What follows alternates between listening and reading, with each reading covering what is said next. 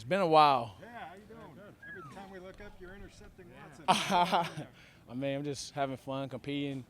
Like I said, from last year, I feel a lot more comfortable, in my role in the system. So I'm just having fun, trying to push everybody around me to just be better and having fun. There was a question last year when you started, like where were you located in Woods' defense, and then it seemed like at some point it went back to where you were more comfortable. Does this pick up where you left off, like where you're playing in the defense? I think so. It's still early. We're still installing stuff. Just trying to become masters at what we really do, like our bread and butter stuff. That's really what OTA is about. We have thrown like a few wrinkles in there, but I think like when it comes down to game planning and stuff, that's when we can get a little versatile, start moving things around. But right now, it's just trying to be masters at what we really do.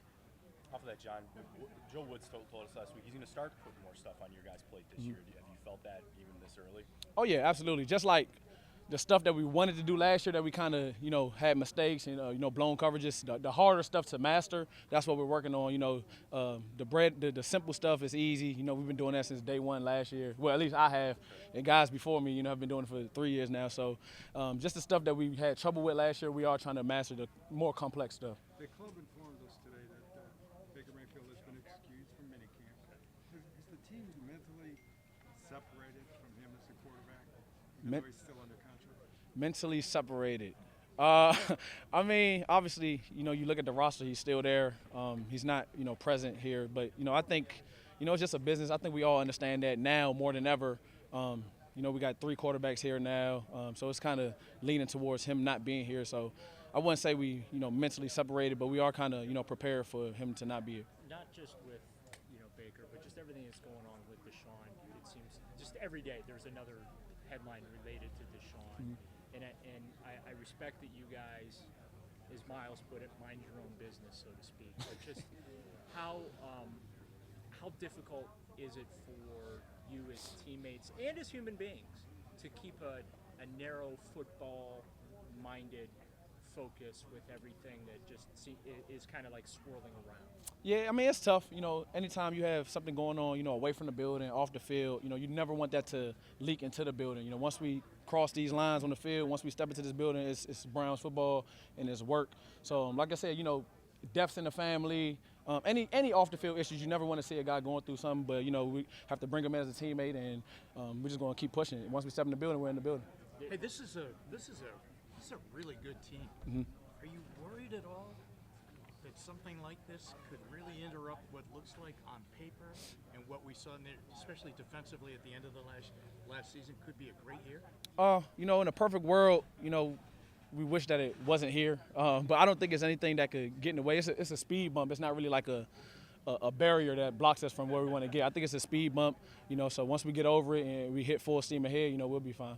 How do you think Deshaun has been handling everything? He's had a lot going on, just even in the last 2 weeks. But from your perspective, and maybe you've gotten to be pretty good friends with him already, I'm not sure, but how has he been handling all this? I feel like just by the nature of the game, offense and defense is kind of split up. But, in the locker room, I'm around him. In the sauna, I'm around him. We talk, we chop it up about, everything. I don't think it's really getting in the way. I mean, like I said, I think he's a professional. Once he comes to work. It's about building relationships with his teammates. As you've seen, he took the guys on the trip. I think he had something else planned.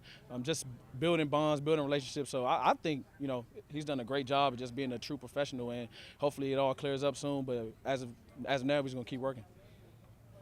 You had a lot of close games last year, and missed kicks play a role. What do you think about your new kicker?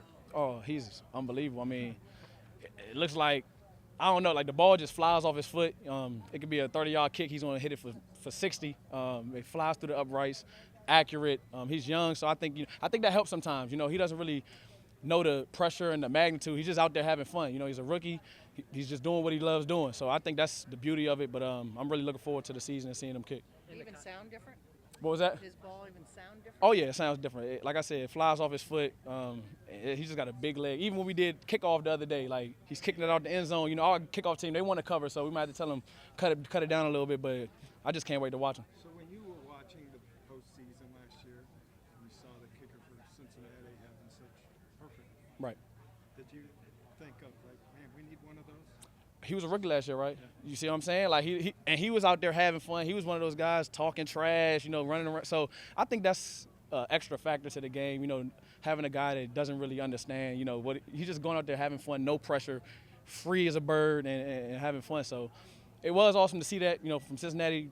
I don't want to see them do it against us, and I think that will be us this year, but it's all good. I know it's OTAs, but speaking of being, you know, making plays and having fun, you're making a lot of plays and having a lot of fun out there. Absolutely. I mean, when you guys make a play, everybody knows you made a play. Oh, yeah. I mean, that respect, you know, it is fun to watch, but just the how can that energy that you guys are building in these practices, even though you're not full speed, and you're not tackling, and you're not live, Yep. how can that really translate going into the season? Oh yeah, that's one of our, you know, pillars on defense. Celebrate success. You know, if a guy has success, you should be sprinting to him. You should want to be the first guy, you know, to help him up off the ground, go celebrate with him. And so the fun is in winning. And you know, when you're making plays, that's all it's about. But I just think, you know, the energy and mainly the confidence, especially like in the defensive back room, confidence is half the battle. So if we're going out there, know what we're doing, know that we're going to dominate. I think it's just going to translate throughout the season, throughout camp, throughout the season. What are you seeing in the secondary, just in terms of, you know, the young guys that have been added and Greg stepping up? What do you think the outlook is for you guys? I like the continuity. You know, we lost Troy, but besides that, you know, I think it's pretty much got everyone back. You know, our core group of guys, and like you said, Greg stepping in. I think that'll help out. You know, not just Greg. You know, Denzel's been taking nickel reps. I just think that'll help. You know, the versatility between our whole room. I think, you know, Ronnie, Grant, they might end up playing nickel as well, dime position. So the more you can do, you know, the more you can do in this league, the longer you're going to last. So I think the continuity is the biggest thing for us. We're all meshing well with each other. Are you more of a deep safety now, pretty much full time? We'll see. But, you know, I think I'm most comfortable back there. I think I can make the most plays back there, so why not be back there and just have fun with it, keep getting better at it each day. Hey, John, did you know Deshaun before he got here? I had bumped into him a few times, but I didn't really, just casual, just, hey, what's going on? I not even introduced myself. I mean, I don't know if he knew who I was. I obviously knew who he was. But, yeah, just a few times. No relationship, though. So along the lines of what Jimmy asked you, do you think this team's prepared to have this potentially, like, hover over this season and beyond? Can it handle that? I think so. You know, the thing going into the offseason was, you know, get a backup quarterback when Case Keenum departed.